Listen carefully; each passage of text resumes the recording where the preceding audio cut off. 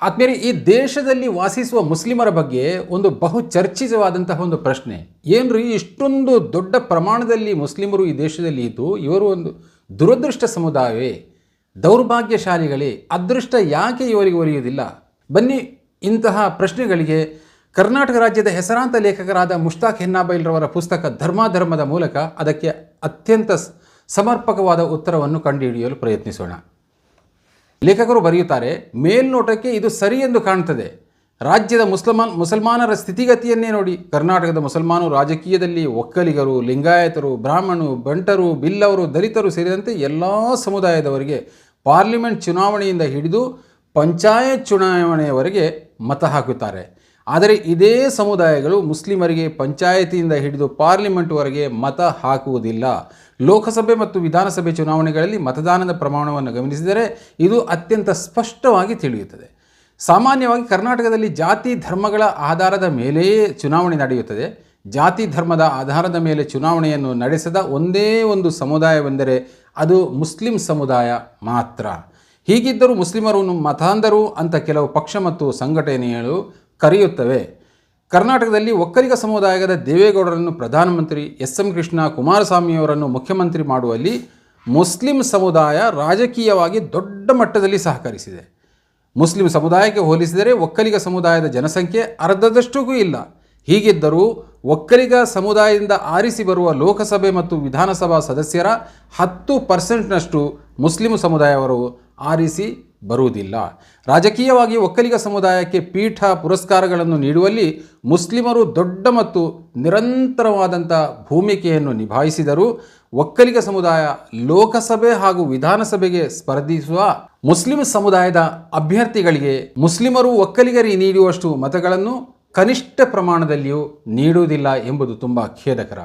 ಲಿಂಗಾಯತ ಸಮುದಾಯದ ವೀರೇಂದ್ರ ಪಾಟೀಲ್, ಜೆ.ಎಚ್. ಪಾಟೀಲ್ ಮುಂತಾದವರು ಮುಖ್ಯಮಂತ್ರಿಗಳಾಗುವಲ್ಲಿ ಮುಸ್ಲಿಂ ಸಮುದಾಯ ದೊಡ್ಡ ಮಟ್ಟದ ಸಹಕಾರವನ್ನು ನೀಡಿದೆ. ಕುರುಬ ಸಮುದಾಯದ ಸಿದ್ದರಾಮಯ್ಯನವರು ಮುಖ್ಯಮಂತ್ರಿ ಆಗುವಲ್ಲಿಯೂ ಕೂಡ ಮುಸ್ಲಿಂ ಸಮುದಾಯದ ಪಾತ್ರ ಬಹು ದೊಡ್ಡದಿದೆ. ದಲಿತರ ಲೋಕಸಭೆ ಮತ್ತು ವಿಧಾನಸಭೆಯ ಪ್ರಾತಿನಿಧ್ಯದ ಹಿಂದೆ ಮುಸ್ಲಿಂ ಸಮುದಾಯ ನಿರಂತರವಾಗಿ ದುಡಿಯುತ್ತದೆ. ಹೀಗಿದ್ದರೂ ಕೂಡ ಈ ಮೇಲಿನ ಯಾವ ಸಮುದಾಯದವರು ಸಮಾಧಾನಕರ ಪ್ರಮಾಣದಲ್ಲಿ ಮುಸ್ಲಿಂ ಸಮುದಾಯದ ರಾಜಕೀಯ ಪ್ರಾತಿನಿಧ್ಯಕ್ಕೆ ಯಾವ ಕಾರಣಕ್ಕೂ ಸಹಕರಿಸುವುದಿಲ್ಲ ಎಂಬುದನ್ನು ರಾಜಕೀಯ ಅಂಕಿ ಅಂಶಗಳ ಕನಿಷ್ಠ ಅಧ್ಯಯನದಿಂದ ನಾವು ತಿಳಿಯಬಹುದು. ಇದು ಬರೀ ರಾಜ್ಯದ ಚಿತ್ರಣ ಮಾತ್ರವಲ್ಲ, ಇಡೀ ದೇಶದಲ್ಲಿ ಪರಿಸ್ಥಿತಿ ಹೀಗೆಯೇ ಇದೆ. ಭಾರತದಲ್ಲಿ ಮುಸ್ಲಿಮರು ಬಿಜೆಪಿಯಿಂದ ಹೊರತಾಗಿ ಯಾವುದೇ ರಾಜಕೀಯ ಪಕ್ಷ ಬೆಂಬಲಿಸುವ ಹಿಂದೂವಿನ ಜೊತೆಗೆ ಸ್ನೇಹ ಹೊಂದಿದರೂ ಅವರ ದೇಶ ಪ್ರೇಮದ ಮೇಲೆ ಯಾವಾಗಲೂ ಅನುಮಾನವನ್ನು ವ್ಯಕ್ತಪಡಿಸಲಾಗುತ್ತದೆ. ಬಿಜೆಪಿ ಅಥವಾ RSSನೊಂದಿಗೆ ಗುರುತಿಸಿಕೊಳ್ಳುವ ಅಪರಾಧಿಕ ಹಿನ್ನೆಲೆಯ ಮುಸ್ಲಿಮನೂ ಕೂಡ ದೇಶದ ಆಸ್ತಿ ಎನಿಸಿಕೊಳ್ಳುತ್ತಾನೆ. ಇದೊಂದು ಭಾರತದ ಮುಸ್ಲಿಮರಿಗೆ ಸೃಷ್ಟಿಯಾಗುವ ಒಂದು ವಿಚಿತ್ರವಾದಂತಹ ಒಂದು ಸನ್ನಿವೇಶವಾಗಿದೆ. ರಾಜಕೀಯವಾಗಿ ಮತ್ತು ಸಾಮಾಜಿಕವಾಗಿ ಹಿಂದೂ ಸಮುದಾಯದ ಎಲ್ಲ ವರ್ಗಗಳನ್ನು ಬೆಂಬಲಿಸಿದರೂ ಮತ್ತು ಸ್ನೇಹಿಸಿಕೊಂಡು ಬದುಕುತ್ತಿದ್ದರೂ ಭಾರತದ ಮುಸ್ಲಿಂ ಸಮುದಾಯ ಇಡೀ ಜಗತ್ತಿನಲ್ಲಿ ಅತಿ ಹೆಚ್ಚು ರಾಜಕೀಯ ಶೋಷಣೆಯನ್ನು ಭಾರತದಲ್ಲಿ ಅನುಭವಿಸುತ್ತಿದೆ. ಹೀಗಾಗಿ ಭಾರತದ ಮುಸಲ್ಮಾನರು ನತದೃಷ್ಟರು.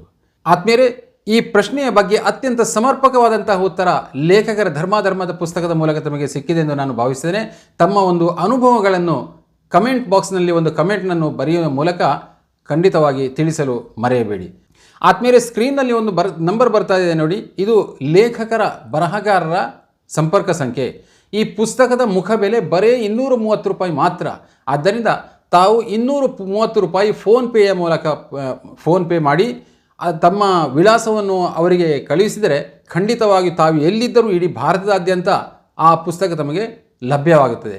ಇದರ ಮೂಲಕ ತಾವು ತಮ್ಮ ಸಂಶಯಗಳನ್ನು ನಿವಾರಿಸಬಹುದು. ಮಾತ್ರವಲ್ಲ, ಇತರರು ತಮ್ಮ ಮುಂದೆ ಇಂತಹ ಸಂಶಯಗಳನ್ನು ವ್ಯಕ್ತಪಡಿಸಿದಲ್ಲಿ ಅದಕ್ಕೆ ಸಮರ್ಪಕವಾದಂತಹ ಉತ್ತರವನ್ನು ನೀಡಬಹುದು. ಅಲ್ಲಾಹು ಅಂತ ತೌಫೀಕ್ ನಮಗೆಲ್ಲರೂ ನೀಡಲಿ. ಆಮೀನ್ ಯಾ ರಬ್ಬಲ್ ಆಲಮೀನ್. ಜಜಾಕಲ್ಲಾಹು ಖೈರ್. ಅಸ್ಸಲಾಮು ಅಲೈಕುಮ್ ವರಹಮತುಲ್ಲಾಹಿ ವಬರಕಾತು.